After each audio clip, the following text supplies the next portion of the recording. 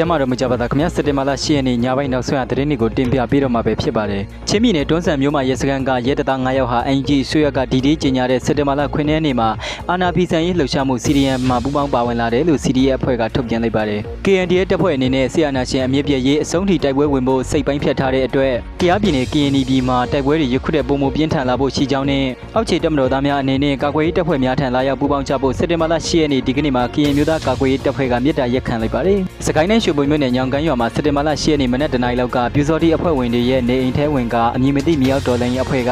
တနက်တွေနဲ့ပြစ်ခတ်သွားတာကြောင့်3ဦးသေဆုံးပြီး3ဦးဒဏ်ရာရှိတယ်လို့ဒေသခံတွေကပြောပါတယ်။ကြားပြည်နယ်ဖေကုံမြို့နယ်ကုန်းစုံကြီးရွာအုပ်စုဖူချဲရွာမှာစစ်ကောင်စီတပ်နဲ့ဖေကုံအခြေဆက် KNDF တို့တိုက်ပွဲဖြစ်ပွားရာစစ်ကောင်စီဘက်က9ဦးကြာဆုံးကဆိုင်ကယ်မောင်းနှင်လာတဲ့ပြည်သူ2ဦးကိုစစ်ကောင်စီတပ်ကအကြောင်းမဲ့ပစ်ခဲ့တာကြောင့်2ဦးသေဆုံးတယ်လို့ KNDF ကထုတ်ပြန်ပါတယ်။ရန်ကုန်တိုင်းဒေသကြီးလှိုင်သာယာမြို့နယ်မှာစက်တင်ဘာလ10ရက်နေ့နေ့လယ်တနာရီခွဲလောက်ကလှိုင်သာယာမြို့ပြပျောက်ကြားတပ်ဖွဲ့ကရဲတပ်ပေါင်းတင်မှာလဲယာယီမှုအိမ်ဘုံကွဲက2ဦးသေဆုံးပြီး9ဦးဒဏ်ရာရရှိကြောင်းရဲတီဂျိုမြို့မှာလဲစိုက်ပျိုးရေးရုံဘုံကွဲကြောင်းဒေသခံများထံနေသိရပါတယ်။အေယာဝီတိုင်းငပူတော်မြို့နယ်ငရုတ်ကောင်းမြို့တေယောင်းရွာမှာစစ်ကောင်စီတပ်ဖွဲ့ဝင်တွေကဒီကနေ့မနက်8နာရီလောက်ကဝင်ရောက်ရှာဖွေပြီးရွာသား2ဦးကို PDF တပ်ဖွဲ့ဝင်တွေဟုခေါင်းစဉ်တက်က